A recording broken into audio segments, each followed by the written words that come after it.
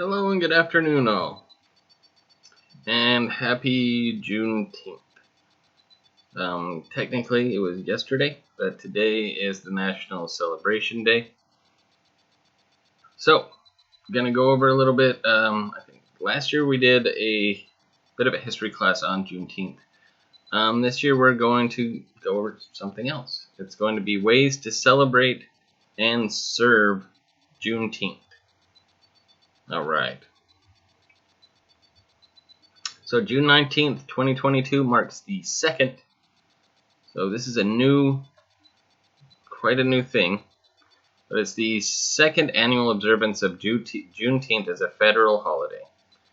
Organizers nationwide are kicking off a week of festivities commemorating the end of slavery in the U.S.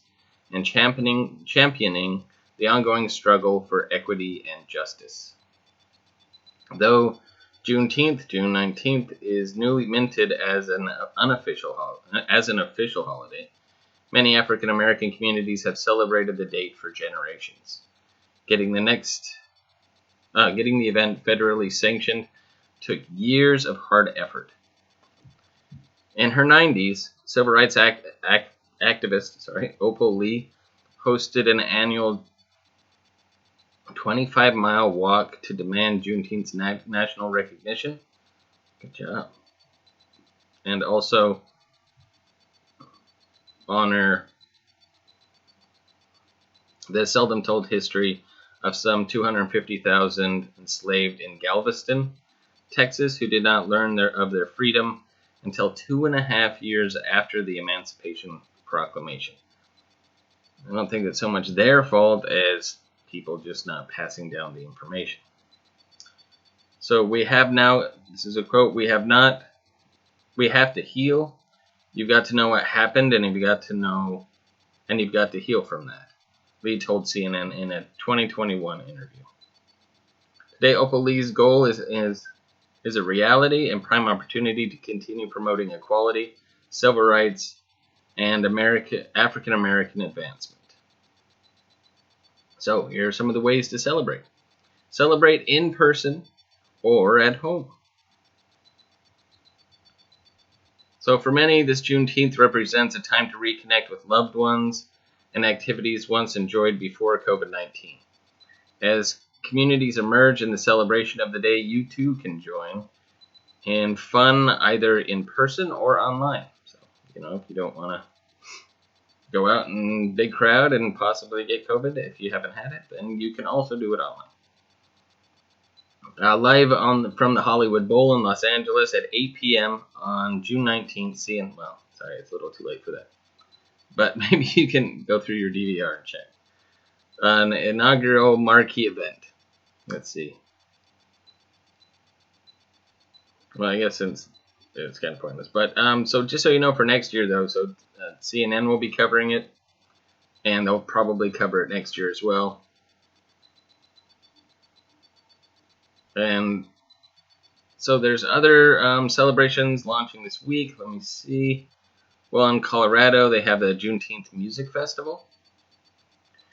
In Washington, D.C., music mogul and artist Pharrell Williams will host Something in the Water Festival. In New York City, the Tribeca Film Festival is hosting its Juneteenth program to celebrate Black stories and uplift the voices of Black storytellers. The Juneteenth Foundation will kick off its lineup of events with an inaugural Juneteenth Honors Award ceremony, highlighting Black excellence, our history, and the achievements of African American luminaries. So there's stuff going on. And since it's only second year, if we want to think of something in Richmond that we could do, or be part of, that would be great. Maybe write our Congress people or just even local people here and say, hey, we live in a very diverse area, and we would like to celebrate each culture, and especially something as important as Juneteenth. Make history alive. So the National Museum of African American History and Culture is hosting live and in-person events, offering engaging educational opportunities that celebrate the dynamic lives of African American ancestors and their civic contributions toward a more equitable future. So let's see, so another way to celebrate or serve is invest in education, equity, and justice. So there are many organizations fighting for equity through education and empowerment. With your engagement, these groups can make a larger impact on communities across the country. Here are a few ways to get involved. So the National Urban League is committed to the advancement of African Americans through economic empowerment, equality, and social justice. So that is a way, and there are, so just look up the National Urban League, and there will be something that you can click on, and it's really to help. I don't know, it's probably mostly financial, but you can make donations, but there might be other ways you can help as well. There's also the Thurgood Marshall College Fund, which uplifts the educational excellence of black youth. Of course, named after the Supreme Court Associate Justice Thurgood Marshall.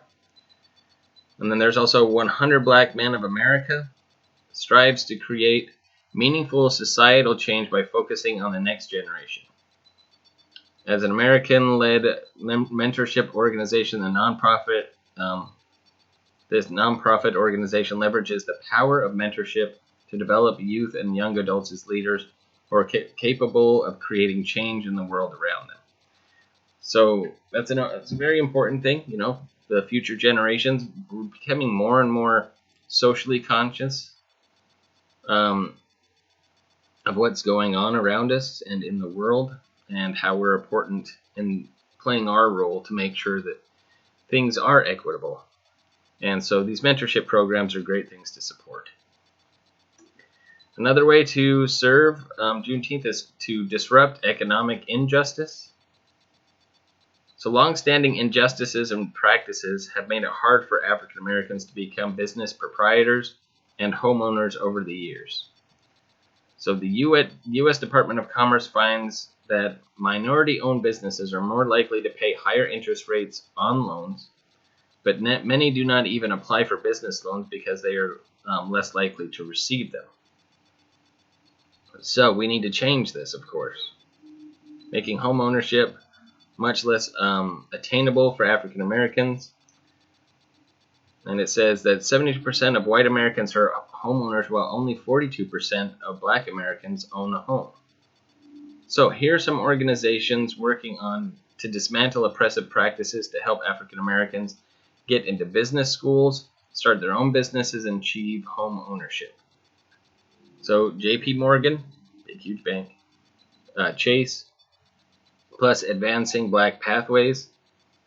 So that's the organization. J.P. Morgan has committed $30 billion by the end of 2025 to foster economic growth and opportunity for Black, Hispanic, and Latino communities. So that is a good organization to support. 3x30. 3x30 is a plan by the Black Homeownership Collaborative to create 3 million net new Black homeowners by 2030. That's great. So another one that's called 3, just the number 3 by the number 30. 3x30. SEO, or sponsors of educational opportunity, helps youth from underserved and historically excluded communities take the next step through academic programs, internships, and networking opportunities. Another one is Black Owned Everything, hosts a space where Black brands can be celebrated and validated. So another great one. Next one is Eat Okra. It's really good in gumbo. Okra.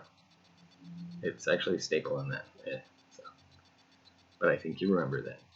So Eat Okra connects consumers with Black-owned eateries in cities across the U.S. Eat Okra seeks to enable consumers to claim their power as conscious buyers and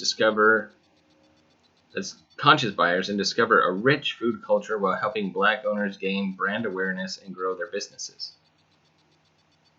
So those are some ways, again, you can support or celebrate, let people know about even. And then, of course, criminal justice reform, which is the final one. So this is something that we desperately need, is criminal justice reform. So the Equal Justice Initiative says that mass incarceration is a civil rights issue of our time. A CNN story in 2021 cited a study from the Sentencing Project showing Black Americans are incarcerated in state prisons at nearly 5 times the rate of white Americans. So racial disparities and injustices are at the heart of that disproportionate figure, and here are some organizations leading the way in criminal justice reform. And it's not only that the rates are higher between Black Americans and white Americans, it's also the amount of time that the jail time that they serve, the sentencing time. So a lot of times it'll be like for the same crime, a Black American will actually spend more time in jail for the same thing as a white person who gets a shorter sentence. So that is something that really needs to change. We already have overcrowded prisons, and some people are in there that sometimes didn't even commit a crime. Other times it's overcrowded in prisons as it is, and people are in jail for things that really, like, say, marijuana charges, which now that it's pretty much legal everywhere, you'd think that they would start opening up prisons more for people that are, like white-collar criminals, people that are stealing money from people creating Ponzi schemes and lying to the American public. We need to open up prisons for people that are really taking from people and not just trying to make a living as well as they can. So this is something that, we need to find a way to not have so many people going to jail and disproportionately racially. So the Equal Justice Initiative works. This is the first one that you can support. The Equal Justice Initiative works to end mass incarceration, excessive punishment, and racial inequality. Sorry, I'm going to take the time. So that's the first one, the Equal Justice Initiative. The next is the Sentencing Project, which strives to create a more fair and effective criminal justice system and end extreme sentences. Again, it's the sentencing, how long that is. And lastly, the National Institute for Criminal Justice Reform's mission is to transform the juvenile and criminal justice systems. Yeah, so it starts at a young age. Through research, training, workshops, advocacy, and more, the National Institute for Criminal Justice Reform works with government agencies and organizations to reduce incarceration and violence while helping those caught inside the systems find a way out. And that's another thing. A lot of times, it's one of those old questions. What is the prison system really for? Is it for rehabilitation, which is what it was designed for in the beginning, or is it for revenge?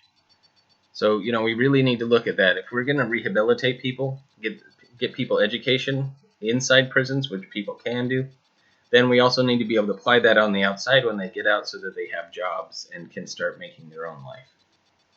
But these are some ways to celebrate Juneteenth.